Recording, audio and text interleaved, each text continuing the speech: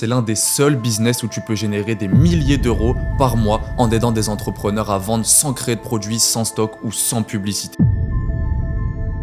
Une vente à 3000 euros, c'est égal à 300 à 600 euros dans ta poche. Si tu lui racontes tout de A à Z, déjà de 1, il n'y a plus de surprise et en plus de ça, tu risques de lui faire peur. Il faut que tu sois à l'aise avec l'inconfort. À toi, moi c'est Gabin et aujourd'hui on va parler du closing. Qu'est-ce que c'est? Pourquoi c'est un business incroyable et comment tu peux commencer même si tu es débutant? Donc reste bien jusqu'à la fin parce que je vais te partager une mini stratégie pour closer même si tu n'as jamais vendu de ta vie. Déjà pour commencer, si je devais repartir de zéro aujourd'hui, sans argent, sans idée de business, je me lancerais dans le closing.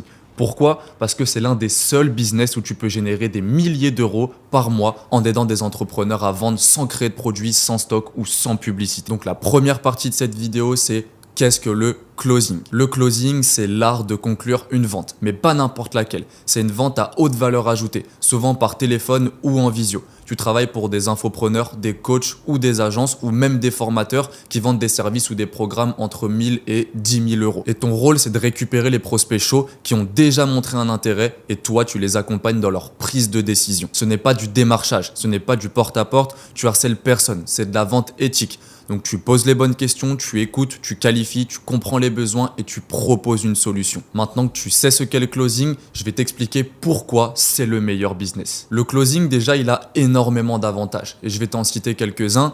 Déjà, pour commencer, tu as zéro investissement de départ. Tu n'as pas besoin de site, de pub ou de produits et tes remote à 100%. Tu peux closer depuis Bali, Dubaï ou même ton salon. Le deuxième point positif, c'est que tu peux faire des gros revenus. Tu touches une commission sur chaque vente. Une vente à 3000 euros, c'est égal à 300 à 600 euros dans ta poche. Et tu peux en faire bien évidemment plusieurs par jour. L'autre point, c'est que c'est une compétence rare. Il y a peu de gens qui savent vendre. Donc si tu es bon, tu seras toujours demandé. En plus de ça, il y a une croissance énorme. Donc le marché de la formation en ligne et du coaching, il explose. Et le meilleur dans tout ça, c'est que tu aides vraiment les gens. Tu vends pas pour vendre, tu proposes une transformation. Maintenant, dans cette partie 3, je vais t'expliquer comment closer. Maintenant que tu vois le potentiel, laisse-moi te partager 3 piliers essentiels pour closer efficacement. Le premier point, ça va être ta posture. Tu n'es pas un vendeur tapis, tu dois être un conseiller. Tu ne supplies pas le client, mais tu l'accompagnes. Le deuxième point, c'est l'écoute active. Il faut toujours poser les bonnes questions. Pourquoi il est intéressé? Qu'est-ce qu'il veut changer? Et qu'est-ce qui le bloque aujourd'hui? Poser les bonnes questions, ça va te servir à vraiment comprendre ton prospect. Plus tu vas le comprendre, plus il va être intéressé aussi par ce que tu dis et forcément plus tu vas attirer sa confiance. Donc encore une fois, poser les bonnes questions, c'est hyper important car ça va même te permettre de répondre à des objections à la fin de l'appel. Je te donne un exemple. Qu'est-ce que tu veux changer? La personne, elle va te répondre, bah écoute, moi j'ai vraiment envie de changer de vie tout simplement parce que le salariat, ça ne me convient plus, je gagne 1200 euros par mois et j'ai vraiment envie d'être libre financièrement. Ok, donc là tu comprends qu'il veut plus être dans le salariat, qu'il veut plus toucher 1200 euros par mois et qu'il veut vraiment changer de vie. Si à la fin, le gars il te dit non mais j'ai besoin de temps pour réfléchir, boum, tu peux rebondir justement sur ce qu'il t'a dit auparavant, bah écoute, je comprends pas, tu m'as dit que tout à l'heure, tu voulais changer de vie, tu voulais plus rester dans le salariat. Qu'est-ce qui a changé depuis tout à l'heure? Et du coup, tu réagis à ce qu'il t'a déjà dit. Et ça va te permettre de traiter n'importe quelle objection. Et plus tu vas t'intéresser à lui aussi, plus comme je t'ai dit tout à l'heure, il va te faire confiance et l'appel se déroulera correctement. Le troisième point, ça va être la structure de ton appel. Il y a 5 points qu'il faut absolument respecter dans un appel de closing. C'est le premier, le brise-glace. Ensuite, le cadrage d'appel. Ensuite, tu vas avoir la phase de découverte. Ensuite, l'explication des offres et ensuite la décision et objection. Le brise-glace, ça va te permettre d'attirer la confiance du lead. Ça se passe au tout début de l'appel. Tu vas poser des questions banales du style d'où est-ce que tu viens, est-ce qu'il fait beau chez toi pendant 1 à 2 minutes pour vraiment détendre l'atmosphère et en apprendre un petit peu plus aussi sur le lead. Ça va te permettre aussi de mettre une good vibe pendant l'appel et d'attirer le prospect dans cette good vibe aussi. Ensuite, le deuxième point, ça va être le cadrage d'appel. Le cadrage d'appel, c'est très simple. C'est 30 à 40 secondes où tu vas juste lui expliquer comment l'appel va se passer. Donc, je vais te donner un exemple. Bah écoute, pour t'expliquer un petit peu comment l'appel va se passer, déjà je me suis remis sur la petite fiche que tu as remplie avant de prendre ce rendez-vous et c'est hyper intéressant. Donc on va en discuter un petit peu plus en profondeur, comme ça moi ça va me permettre d'analyser un petit peu la situation et ce que tu veux aussi. Et ensuite comme ça va me permettre de voir ce qu'on va pouvoir faire ensemble. Ça c'est un cadrage d'appel.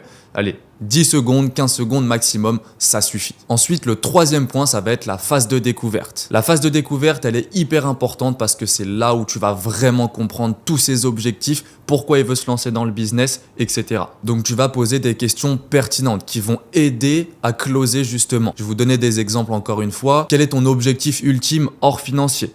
Combien est-ce que tu aimerais gagner au bout de X mois? Est-ce que pour toi, c'est une vision sur le long terme? Pourquoi est-ce que tu as pris un appel avec nous en particulier? Combien de temps tu peux y consacrer par jour? À combien estimes-tu ta motivation sur une échelle de 1 à 10? Tout ça, c'est des questions qui vont te permettre de comprendre encore mieux le lead, de vraiment analyser sa situation et pendant ton pitch de l'offre, reparler de ses objectifs pour le booster et vraiment pour mettre une hype qui va faire qu'à la fin de l'appel, il va se dire « Ok, j'ai pas le choix que de partir sur son accompagnement ». Et pendant les objections, c'est pareil. Vous pouvez rebondir sur tout ce qu'il vous a dit. L'importance de ces questions, c'est justement que le lead, il se livre de plus en plus pour vous en dire un maximum sur lui, sur ses faiblesses, sur ses qualités, sur ce qu'il a envie, ce qu'il n'a pas envie, etc. Maintenant, c'est l'explication des offres. L'explication des offres, elle doit être claire, nette et précise. Tu n'as pas besoin de détailler tout de A à Z, ce que vous allez faire dans l'accompagnement, ce qu'il va avoir dans la formation ou quoi que ce soit. Ça n'a aucun intérêt. Plus ça va être court et plus tu vas donner 2-3 petits détails qui vont vraiment le hype,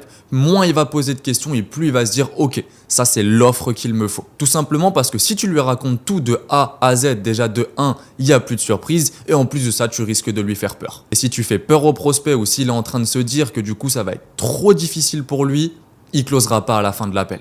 Donc l'explication des offres, ça doit être clair, net, précis et court et avec beaucoup de hype. Tu dois vraiment hyper ton prospect pendant l'explication de l'offre. C'est le plus important car c'est ça qui va faire qu'il va te dire oui ou non à la fin de l'appel. Et ensuite, c'est la prise de décision et les objections. Si tu as des objections, il faut toujours traiter les objections. Si tu essayes de t'échapper des objections, c'est mort. Il faut que tu sois à l'aise avec l'inconfort. Donc il faudra toujours que tu répondes aux objections à la perfection et jamais que tu te justifies. Ça, c'est une priorité. Jamais se justifier sur les objections. Et si tu n'en as pas ou alors que tu as réussi à les traiter, là, tu vas passer à la décision.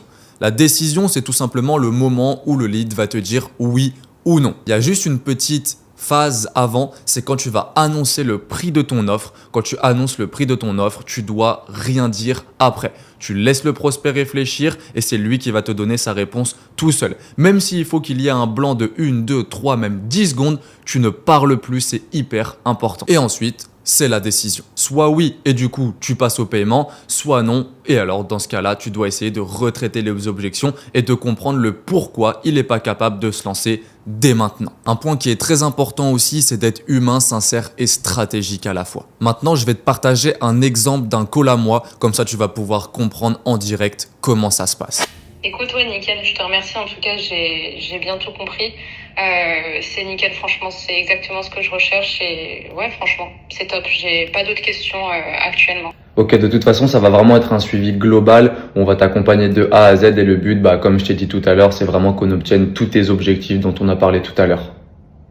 Ouais, nickel. En tout cas, tout ce que je t'ai expliqué, tu sais, hein, c'est ce que je recherche et je compte sur toi. Hein. Je suis prête, en tout cas, moi, ça m'intéresse. Allez, parfait. Et écoute, au niveau de l'investissement justement pour nous rejoindre, on est à 2500 €. Ok. Nickel, écoute, ouais, c'est parfait pour moi, y a pas de souci. Ouais, allez, nickel. Écoute, ce que je vais faire, c'est que je vais directement t'envoyer le lien. Alors attends, je vais vérifier. Ouais, c'est tout bon, on a reçu du coup. Écoute, Justine, vraiment félicitations d'avoir pris cette décision. Je sais que c'est pas une décision qui est facile à prendre, donc vraiment félicitations pour ça. En tout cas, nous, on est très heureux de t'avoir parmi nous dans l'équipe. Donc vraiment, encore une fois, félicitations et puis tu verras qu'on va faire de grandes choses ensemble. Je te remercie. En tout cas, c'est la bonne décision pour moi, le bon moment.